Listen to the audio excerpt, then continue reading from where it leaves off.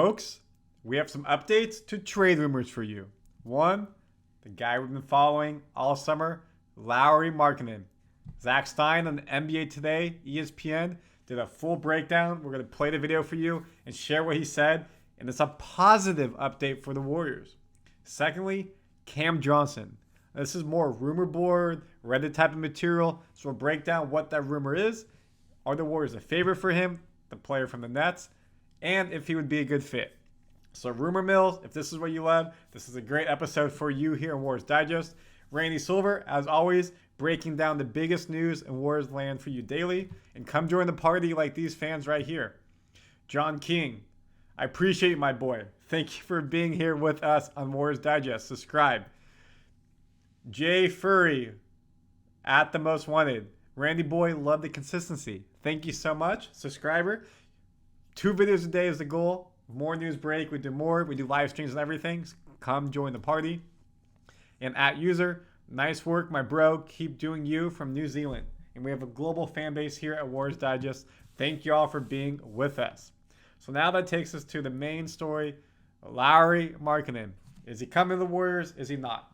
What is Danny Ainge going to do? Is he holding out for the cash grab, rob the Warriors of all these picks and players, the young players, Kuminga, Brandon, Moody, first, second round, whatever it may be? Or will he come to his senses? We'll see what happens. Again, the trade date, the signing date, August 6th for Markkanen. That's when he becomes extension eligible. So now he can be a 3, 4, 5-year player versus on a expiring contract. So let's listen to what Zach Stein said on ESPN today. Do the Warriors have enough to stay in contention? That was the question. Obviously, we lost Thompson, Paul, and Saric. We got back Melton, Anderson, Hield, Waters, plus the players we currently have. Wiggins, Dre, Steph, the core. And then is Kuminga going to step up even more? Moody going to step up? Trey Jackson-Davis another year. Brandon improving on his all-rookie year. And then Quinton Post drafted. Hasn't been around yet. Hasn't been signed, Played a couple of Summer League games. Daquan Plowden signed a 2-way contract, did really well. Beekman 2-way contract. The other players on the roster. I guess I should say this really quickly since I'm talking about it. 1 second. So again, you got Waters who came over I talked about. Looney's still there. Santos, what can he do after coming back from Brazil with the Olympics? Spencer, and then these other young players in the G League team. So this was the whole conversation. Warriors are prioritizing what they currently have in young players and making a better whole than a star. Markkanen, does he fill that gap of becoming the star for the Warriors?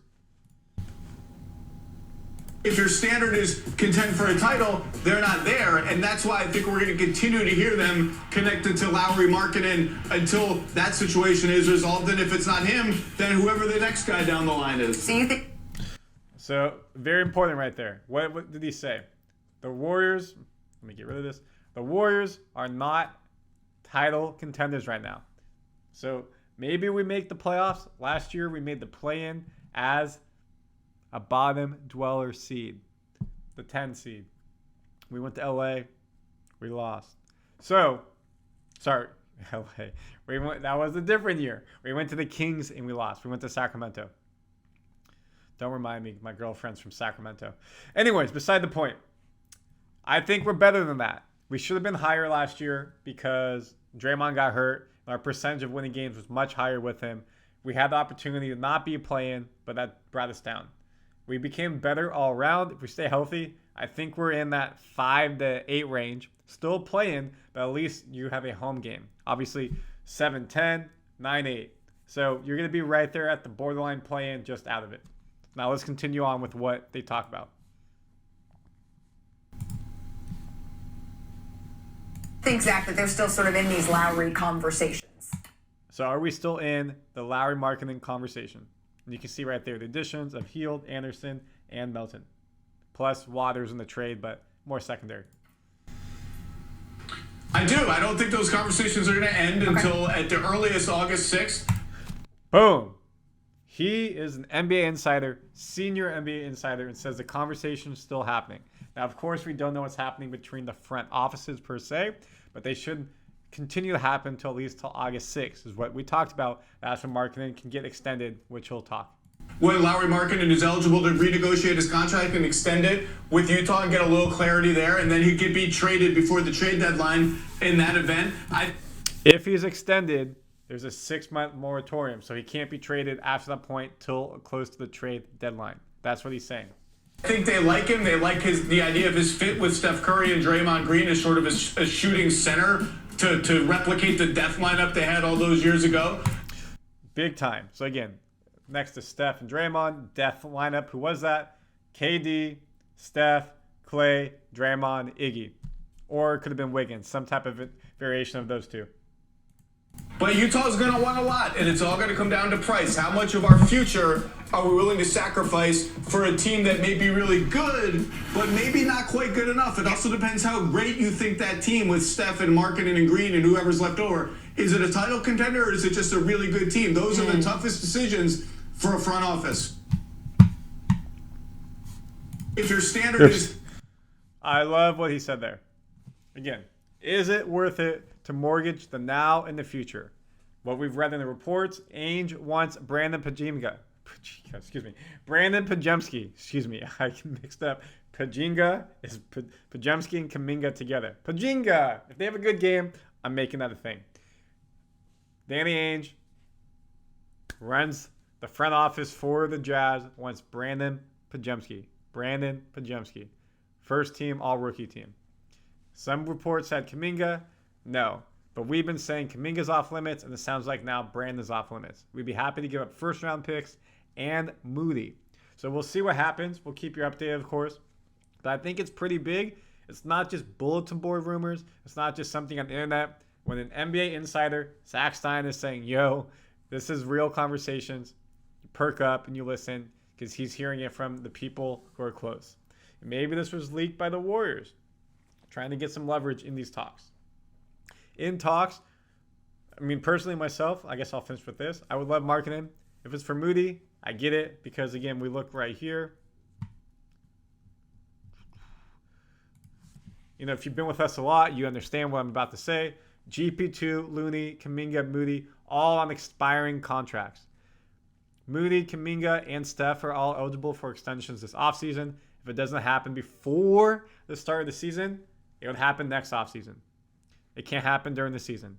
Kuminga and Moody would be restricted free agents we can match. So if Moody's gone, not the end of the world. And again, I would love for Steph to potentially re-sign for one more year, take less money. Kuminga gets around probably 25 to 40 million a year. Markkanen signs for the same range. You lock and load. Now you're above the luxury tax a bit, and you'll see what happens. One player they may target if they don't get Markkanen is... Let me share my screen. The rumor mill online, Cam Johnson. Warriors are a dark horse for Cam Johnson.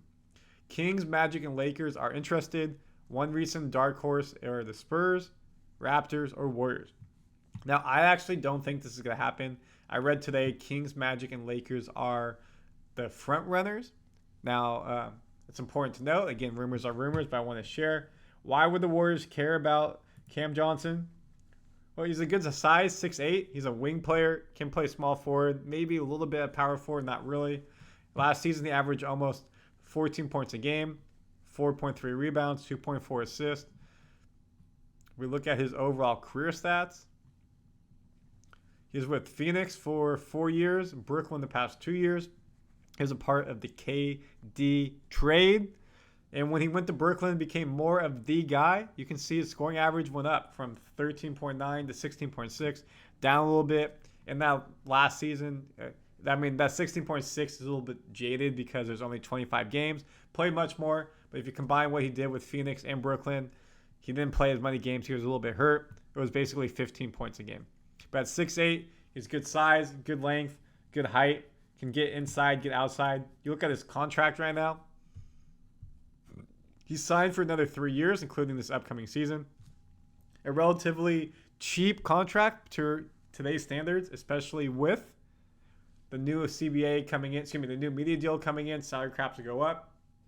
23 million, 21 million, 23 million. But again, if we look at the Warriors roster, I just don't think Cam Johnson's the best fit. If I go to, is it this one? Where are we at? Nope, not the right one. Sorry. Let me pull this up for you. Here we go. I mean, he's a bit taller than Hield. He's basically Anderson's height. I see Cam Johnson as a very similar player to Anderson in terms of what they bring to this team. So maybe I don't think he goes over Wiggins. Like, in my perfect world, Kuminga is at forward, Draymond's at forward, and then you have Trayce Jackson-Davis at center. I'd rather have Quentin Post getting some minutes, and if that means that would be Cam Johnson's spot, playing at the forward, sure. Anderson, forward. I'd like Kuminga in there. Again, Wiggins, Moody. So I just don't think Cam Johnson's the right fit for us. I like the price he's at, the 23 million, but I just think the Warriors have more talent across the board, and they don't really need Cam Johnson. I mean, it'd be nice. If he was 6'10" to 7'1", sure, we need a little bit more height, but we have plenty of wings, plenty of small forward types, so I'd rather not trade away an asset, some picks, and you know what, Kings? Go get Cam Johnson. We'll beat you without him. So let me know your thoughts on the marketing information. Do you think he's a good fit? Do you think the Warriors should get him? Everything we've been talking about. And same with Cam Johnson. Do you think he's a good fit? Do you think the Warriors should pursue it? I don't think so. But if we can market him for the right price, make it happen. Until next time, y'all.